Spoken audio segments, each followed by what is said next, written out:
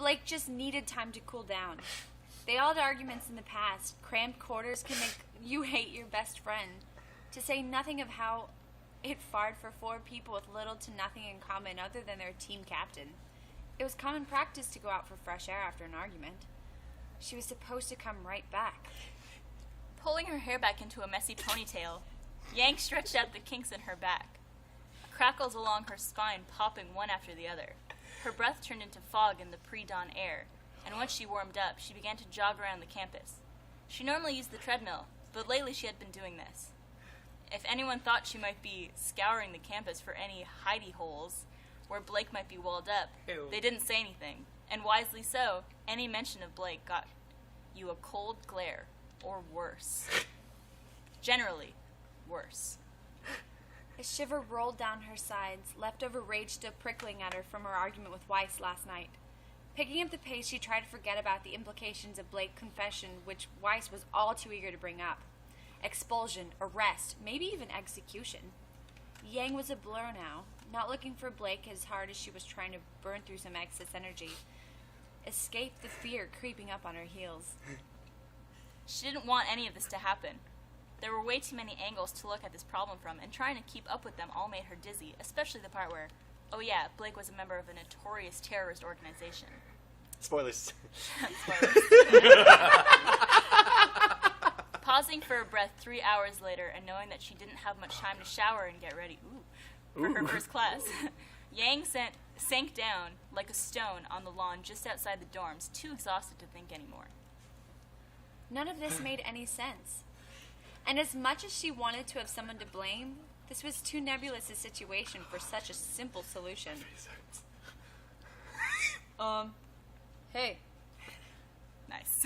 Who's that? Wait, who was that? We don't know. We haven't read yet. We don't know. Oh my god, my face hurts. From above her, the tree branches. Oh.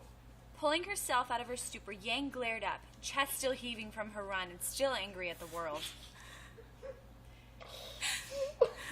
Where are we? It took her a moment to put it together. Oh, it's long. There was a boy sitting in the tree above her. The fondest boy waved at her. Hi, he said, tail lolling behind him as he perched on a tree branch that looked far too thin to be carrying his weight. You're Yang, right? Yang blew out a heavy breath, wiping the sweat off her forehead. Maybe. I'm Sun. Good for you. He grinned at her then, a brilliant smile that made her heart twitch, just a bit, despite herself. He was very good-looking. I'm Blake's friend, he said, after a moment. I just want to know if she's all right, and she said she's coming home soon. On her feet before the rest of the words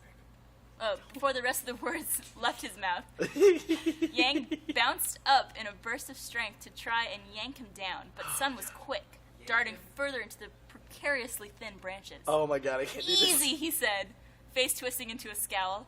I didn't kidnap her, Jesus. Where is she? Yang demanded, already plotting out her next move in case he bolted. When is she coming back? Is she okay? She's fine, Sun said, opening up his hands for peace. Why don't we calm down and have a nice talk? Her nostrils flared like an angry bull. All right, works for me. I was planning on cutting class anyway. So sassy. That made him grin again, winking at her shamelessly. Whoa. Dropping down, he That's stopped kinda wink. suddenly in front of her, hanging from a branch by his tail so that he lay suspended parallel to the ground. Oh, Blake didn't tell me her friends were bad girls. Such naughty words coming out of your mouth. Jesus fuck. Like a switch, she changed her tone, sticky and sweet and inviting. That's not the only thing naughty my mouth can do, you know, she said. We are going there. I cannot do this.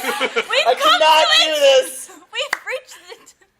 She waited for the familiar flash of interest to light up his eyes before she struck, lashing out like a cobra to snap her teeth in front of his nose. I can't fucking do this. What did she say? She said snatch. She hadn't missed on purpose. God damn it. He darted out of the way again before she could taste blood. Dropping fully to the ground now, he crouched on all fours, ready to run away. One more move like that and I'm leaving. Then don't talk to me like we're flirting at the school dance. Resisting the urge to throttle him senseless, he'd already dodged her twice, and she wasn't going to risk the chance. That was scary. Number 3, until she knew where Blake was. She crossed her arms and made 2 fists, digging her nails into her palms. Fine, he said after a moment, cautiously standing up straight. He rubbed the back of his neck.